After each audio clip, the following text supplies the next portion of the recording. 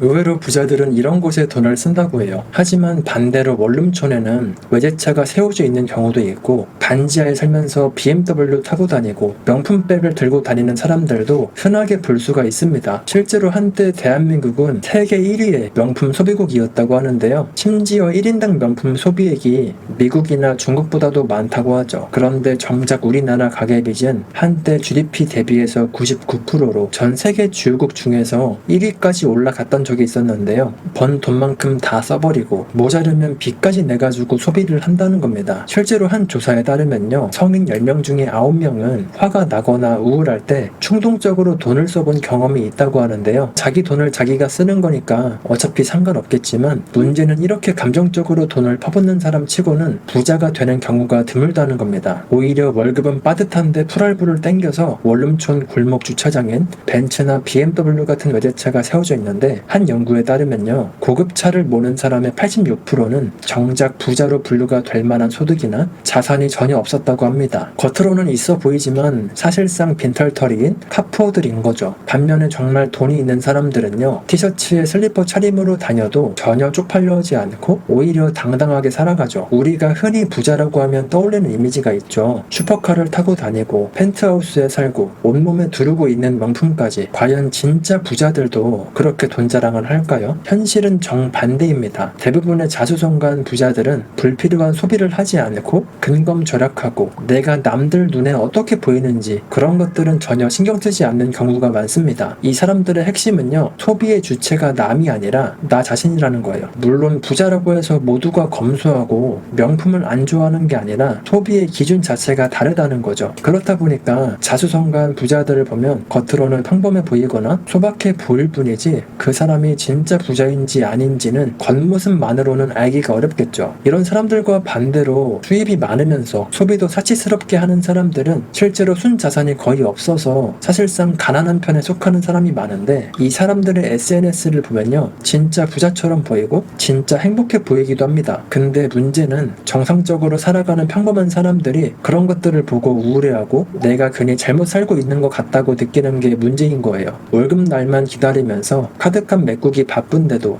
늘 최신 휴대폰을 가지고 있고 명품 몇 개씩은 가지고 있고 비싼 외제차 할부금을 내느라 생활이 쪼들리는 사람들 주변에 한 명씩은 꼭 있죠. 저도 어렸을 때는 그게 멋있어 보이고 심지어 부럽기까지도 했는데 지금은 돈벌이 뻔히 보이는 애들이 그렇게 하고 다니는 거 보면요. 진짜 좀 안타깝더라고요. 진짜 부자가 될 사람과 가난하게 살 사람은요. 애초에 돈을 대하는 사고방식과 뇌를 쓰는 방법 자체가 아예 다르다고 합니다. 여러 가지 다른 점이 있지만 그 중에 핵심은 바로 지연보상인데요. 부자들은 이 지연보상의 원리를 철저하게 이해하고 실천하지만 가난한 사람들일수록 즉각적인 만족에 취해서 산다고 합니다. 지연보상이 뭐냐면 지금 당장의 작은 유혹을 참으면 나중에 더 큰 보상이 온다는 것을 알고 기다리는 능력을 말하는데요. 솔직히 이거를 모르는 사람은 거의 없을 거라고 생각해요. 우리도 대부분 머리로는 이 원리를 알고 있지만 문제는 실천이죠. 살 빼려면 덜 먹고 많이 움직여야 된다는 걸 몰라서 사람들이 살이 찌는 걸까요? 다들 머리로는 알고 있지만 실천하지 못하고 지속하지 못하는 게 인간의 본능 때문에 어쩔 수가 없다는 겁니다. 그렇기 때문에 부자는 소수인 거고요. 몸짱도 소수인 거죠. 왜 실천이 어려울까요? 즉각적인 보상을 주는 일종의 도파민 중독 때문입니다. 새로운 물건을 살 때, 비싼 거를 손에 넣을 때 우리의 뇌는 짜릿한 쾌감을 느끼는데요. 그래서 스트레스를 받을 때 스트레스를 쇼핑으로 푸는 사람들도 진짜 많죠. 그런데 그렇게 순간의 감정을 풀려고 지갑을 열고 소비를 하게 되면요. 문제가 풀리기는커녕 우리의 미래는 점점 더 어두워집니다. 그래서 이 부분에서 부자들과 그렇지 못한 사람들의 운명이 갈리게 되는 거죠. 젊을 때 가난한 건 죄가 아니지만 죽을 때도 가난한 건 죄가 맞습니다. 실제로 뇌과학적으로 볼 때도요. 부자들은 현재의 충동을 이겨내는 전두엽 기능을 활발하게 활용하지만 가난한 사람들은요. 보상회로의 쾌락 신호에 속아서 대부분 자기 합리화를 한다고 해요. 그럼 부자들은 구체적으로 어떻게 지연 보상을 실천하고 어떻게 돈을 대하고 있을까요? 먼저 첫 번째 원칙은요. 내가 일해서 번 돈을 바로 소비하지 않고 그 돈이 더 많은 돈을 벌게 만드는 걸 우선순위로 삼는다고 합니다. 돈을 그냥 쓰게 되면 한순간에 사라지지만 아껴서 저축하거나 투자하면 그 돈이 나를 위해서 일하는 종잣돈이 되죠. 예를 들면 많은 사람들이 최신 스마트폰이 나오면 사고 싶어서 안달이지만 부자가 될 사람들은 최신 폰을 살 돈으로 그 회사를 소유하는 주식을 산다는 거죠. 실제 분석에 따르면 하냐면요. 2010년부터 2년마다 새 아이폰을 사고 싶은 욕구를 참아내고 그 돈으로 애플 주식을 사 모았다면 10년만 지나도요. 약 1억 7천만 원의 자산이 된다고 합니다. 단순하게 폰 몇 대를 샀다면 그냥 사라졌을 돈이 주식 투자를 통해서 10년 만에 17배 이상의 현금 가치를 만들어낸 거죠. 부자들은 이 차이를 정확하게 이해하고 있습니다. 어떻게 하면 최신 아이폰을 빨리 살 수 있을지 고민하는 게 아니라 돈을 어떻게 하면 더 많이 불릴지, 어떻게 하면 더 많은 돈을 벌지 고민하는데 시간과 에너지를 쓴다는 거죠. 그리고 실제 통계로도요. 100만 장자의 70%는 나는 늘 검소하게 살아왔다 라고 말할 정도로 수입 이하로 지출하는 생활을 철칙으로 삼는다고 하니까 그렇다고 꼭 돈이 없는데 외제차를 타고 카드 돌려막기 하면서 사는 사람들이 무조건 잘못됐다는 건 아닙니다. 다 각자의 인생이고 각자의 가치관이니까 제가 뭐라고 할 수는 없겠지만 한 가지 확실한 건 그런 사람들이 있기 때문에 계속해서 부자들이 탄생을 하는 거죠. 그래서 저는 전자가 아니라 후자를 선택하기로 했고 그렇게 살려고 노력하고 있습니다. 그리고 두 번째 원칙은요. 모든 소비의 숨은 비용, 즉 기회비용을 고려하는 습관입니다. 부자들은 지갑을 열기 전에 항상 이런 생각을 한다고 해요. 내가 이거를 사는 대신에 내가 포기하게 되는 건 뭘까? 사실 경제학에서 가장 기본 원리가 바로 기회비용입니다. 내가 하나를 선택하면 다른 건 자연스럽게 포기하게 되는 원리인 거죠. 예를 들어서 100만 원으로 여행을 가면 그 돈으로 투자를 할 기회를 잃는 거고 반대로 100만 원으로 투자를 하면 당장의 여행의 즐거움은 못 누리게 되는 거고요. 사람이 어떻게 맨날 이러고 살아 싶지만 이런 절제력이나 이런 식으로 사고를 하는 것도 일종의 근육과도 같아서 처음만 어려운 거지 이게 습관으로 자리를 잡게 되면요. 알아서 무의식 중에도 작동하게 되거든요. 그래서 보통 이런 농담 많이 하잖아요. 자동차를 사러 갈 때 이 돈이면 그냥 업그레이드를 해서 좋은 차를 산다라고 말하지만 오히려 기회비용을 생각하는 습관을 들여놓으면 이 돈이면 주식이 몇 개고 코인이 몇 개고 집도 하나 살 수 있는데 이런 생각들이 들면서 허세 소비 욕구가 싹 사라지게 되더라고요. 물론 저도 당연히 좋은 차 가지고 싶고 여행 당연히 가고 싶죠. 사람인데 당연히 가고 싶죠. 놀러 다니면 재밌잖아요. 근데 지금 100세 시대에서 일할 수 있는 시간이 40년밖에 안 되는데 좋은 차 사고 싶다고 다 사고 여행 가고 싶다고 다 다니면 제가 그 순간 얻는 기쁨보다 자산을 못 만든다는 그 두려움이 저한테는 훨씬 더 크게 다가오더라고요. 그래서 이런 생각을 하는 습관을 들이니까 요즘은 진짜 우선순위가 확실하게 세워졌어요. 저는 지금도 6년 가까이 된 중고차를 타고 있고요. 핸드폰도 홈 버튼도 안 눌리는 아이폰을 쓰고 있어요. 근데 이게 불편해서 빨리 바꾸고 싶다는 생각보단 조금만 더 버텨보자 하면서 더 아끼게 되고 더 조심해서 타게 되더라고요. 그리고 세 번째 원칙은요. 내가 쓰는 돈이 과연 나한테 꼭 필요한 건지 아니면 단순한 욕망인지 구분하는 겁니다. 예를 들면 식비, 주거비, 교통비, 의료비 같은 건 인생을 살아가면서 꼭 써야 되는 필수 지출에 해당하죠. 이런 것까지 아끼느라 건강을 해치거나 삶의 기반이 무너지면 절대 안 된다고 생각합니다. 아무리 돈이 최고인 시대라고 해도요. 건강보다 더 중요한 건 없으니까요. 하지만 새로운 명품 가방, 최신형 스마트폰, 고가의 브랜드 옷들은요. 사실상 인생을 살아가는 데 없어도 되는 욕구의 영역입니다. 제가 방금 했던 얘기랑 조금 비슷한 맥락이긴 한데 문제는 많은 사람들이 이런 욕구 소비들을요. 나한테 꼭 필요한 것으로 착각하면서 살아간다는 겁니다. 나는 좋은 옷을 입어야 돼. 나는 여행을 가야 돼. 나는 좋은 차를 사야 돼. 그래야 사람들한테 무시받지 않고 인정받으니까. 이런 식으로 본인의 욕망을 정당화하고 자기 합리화를 하는 게 문제라는 거죠. 하지만 부자들은요. 자기 합리화에 아주 솔직하죠. 명품이 사고 싶더라도 저거는 그냥 내가 갖고 싶은 거지 나한테 꼭 필요한 건 아니야 라고 솔직하게 인정한다는 겁니다. 그리고 지금 내가 이 욕구를 선택하면 대신에 다른 무언가를 포기해야 된다는 걸 이거를 머리로 잘 알고 있기 때문에 늘 선택에 책임을 지죠. 하지만 대한민국의 평균적인 소비 패턴은 명품 소비 세계 1위 국가의 카푸어, 명끌족 타이틀까지 있는 척 문화, 보여주기식 소비가 자리를 잡았죠. 젊을 때는 그게 멋져 보일지 몰라도 저렇게 과소비를 하고 남는 돈이 없어서 카드로 돌려먹는 악순환에 빠져 있으면요. 부자가 될 종잣돈은커녕 앞으로 갚아야 될 빚만 산더미가 되겠죠. 우리가 투자를 할 때도 복리의 힘을 강조하잖아요. 근데 저런 식으로 살게 되면요.